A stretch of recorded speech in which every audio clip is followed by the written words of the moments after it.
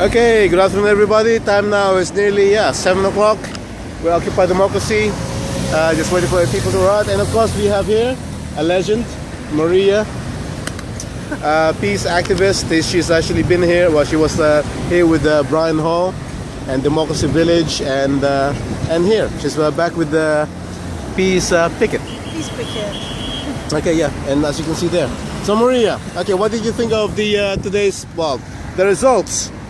Conservatives are back in with even more seats, and the attacks on the poor, the disenfranchised, working classes who actually voted for the. I mean, somebody told me that in order to vote for the Conservatives, you need to be earning at least £140,000. Otherwise, you might as well be shooting yourself in the foot.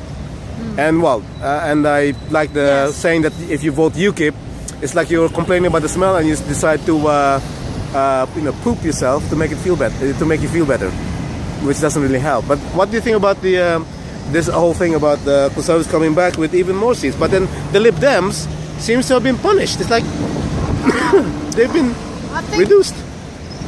I think people panicked. Yeah? They panicked.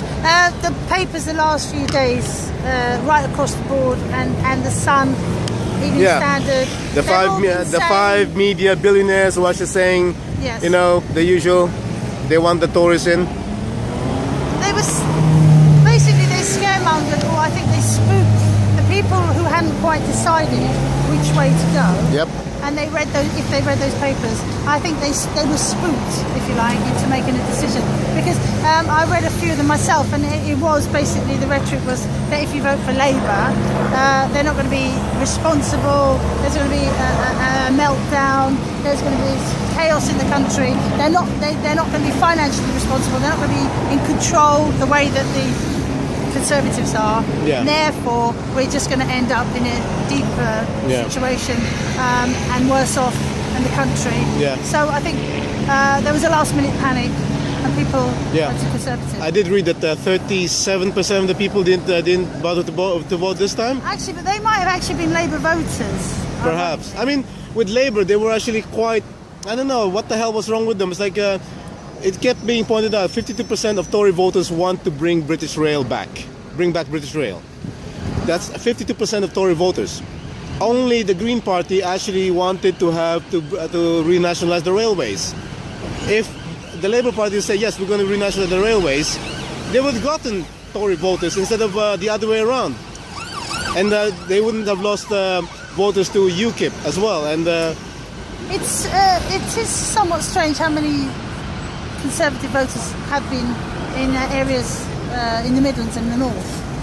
So, I don't know. But then maybe it's because of gentrification, you know, because if people feel that maybe because obviously the prices have skyrocketed in London, and you're having a ripple effect all around the country, and then all of a sudden people start to think, because a Conservative way of thinking is to be sort of, think about yourself first, isn't it? And your own home, your own prosperity, your own wealth, your own...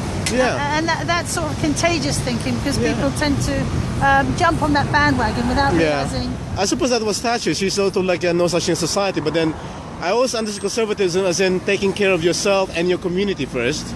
As in, you know, we don't want any sort of changes that might be too radical. But then selling the utilities was pretty radical. The last ones who did it were the Nazis back in the 1930s. Well, that was Germany. But okay.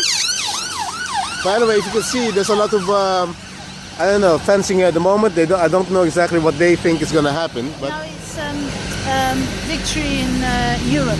Victory, VE Day. VE Day. So they've had 2-minute silence in Whitehall and a cenotaph. Okay. And tomorrow there'll be things going on the Horse Guards Parade. Sunday there'll be the Queen will be at the Abbey. And there'll be a march past. I mean, I have been reading my newsfeed today in Facebook, and they're saying yes, it's going to be 5 years. The Tories will get rid of what? There's only 400,000 council housing left in the whole of London.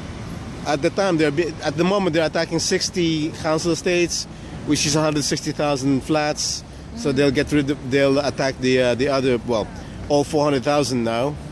and then they'll turn them into social housing, increase the rent to 80% of market rate, which is supposed to be affordable, which I don't know for whom. What would you say to people actually saying that they don't think they can survive another 5 years of the Tories? How have you been doing this for the last almost more than a decade, isn't it? Well, no one knows what tomorrow brings, and as much as sometimes I get surprised by some, like the results of this election, because I was hoping that they'd be very much divided across all the parties. Therefore, they would have to take more time to consider things, and therefore they would be more open to what our opinions would be. Okay. Because they'd feel the pressure. But now, of course, they've got the majority. Well, they have an SNP. They have the SNP did a clean sweep. I'm thinking, yes. And they're quite left wing. Well, not as left wing as say the Greens, but then they're left of center compared to definitely Labour and the Conservatives and the Lib Dems. So there might be some hope in that scenario. Yeah, and I think that it might be the case that they might have to bring in proportional representation, because that's the only way they can actually. Well, they would, but I don't know if the Conservatives are going to initiate that. I doubt the Conservatives will initiate that. Oh, okay. Your GA is about to start, but guys. What I was going to say was, there is hope. There's, nothing's a done deal. If people want change, it's still there for them if they put enough pressure. If they work hard. And that's it. If they make an effort, we have to put effort into. Okay, well, change. the guys, you are 36% of the population didn't vote this time. I expect you out on the streets, okay? The ones who say that they don't vote, I know them. They're out in the streets. You should vote. No, that's all. The point is, if you vote. No, vote often and vote every day. You can complain. If you don't vote, then you're not. They can afford to ignore you because, in a sense, you don't exist. Okay. Anyway, guys, thank you so much. We're at this OB, Occupying This Network, Parliament Square, and we're going to be at the GA. Okay, just subscribe, please. Follow us on Twitter at OccupyNN. Thanks.